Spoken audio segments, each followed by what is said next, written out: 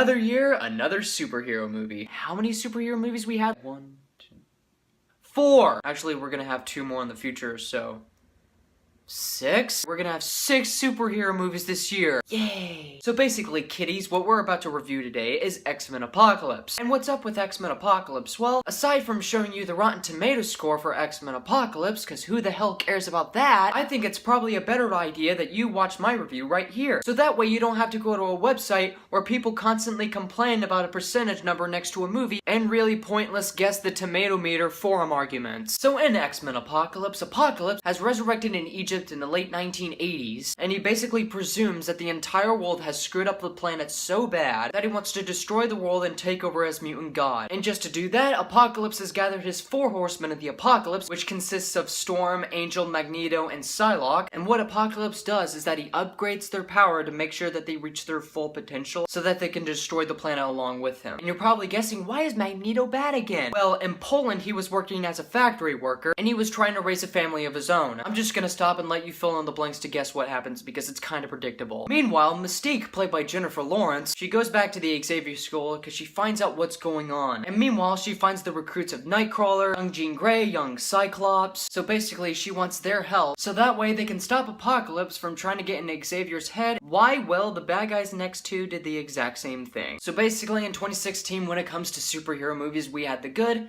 the bad, and the nah. We have Deadpool and we have Captain America Civil War as the good, Batman v Superman as the bad, and X-Men Apocalypse as the nah. Now, aside from all the bad stuff in this mediocre film, I'll discuss the good first. There really are good performances in there. James McAvoy is great as Professor X. Magneto, played by Michael Fassbender, is also fantastic. Even though at this one scene he turns melodramatic. Why? Because he basically does a Darth Vader moment in this movie. Basically, something tragic happens in the film. I told you in the review, fill in the blanks. And while I was trying to shed a little bit of a tear, it immediately turns into melodrama. Some of the other X-Men I actually really liked. Sophie Turner as young Jean Grey, she was astonishingly perfect and well casted in this film. Her performance of this character is really well done. And you know, Quicksilver I think was kind of like the most likable in all the film. Not only just because he done that amazing kick-ass scene in Days of Future Past, but because his character is really likable. So with that, there are some good performances and there's some likable X-Men. On the downside, there's some unlikable X-Men. Let's start off with Apocalypse. That's basically what I think people think is that Apocalypse is like one of those villains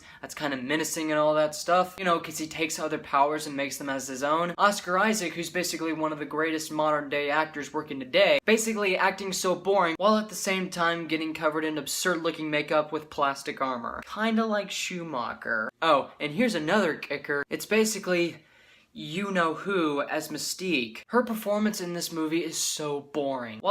While Apocalypse is kind of boring and melodramatic at points, Jennifer Lawrence's Mystique is just plain boring. Like in the beginning when she shows up, you're kind of like, okay, she's doing good on it. But as time goes on and on, you're in the film and you're like, yeah, she didn't care anymore. The other horsemen in the Apocalypse don't even serve a contrived purpose because, well, they're basically minions in the story. Most of them are so one-dimensional that Olivia Munn has barely any kind of dialogue. She has kind of like 3 lines of dialogue and that's all she says throughout this entire movie. And yeah, let's get to the action, and by action I mean really poorly green screen fight scenes. Some of the fight scenes and most of the special effects look kind of fake. It basically comes to the point where the CGI in this film where people are showing off their powers gets too chaotic or just exhausting to watch. X-Men Apocalypse, while not being as bad as X-Men Origins Wolverine or X-Men 3, it's still a mediocre film. There's some good performances in there, there's some likable X-Men in there, but a boring villain, some boring fight scenes, and boring action scenes really overshadow this film from being great as it wanted to be. It's not a bad film, but it's not good either. This movie is the dictionary definition of 2.5 out of 5. Alright guys, that is my review on X-Men Apocalypse. Comment below, let me know what you thought about this movie. Find me on Facebook, Google+, or probably message me on YouTube if you feel like it. My name is Luke Nukem, and you have been blown away.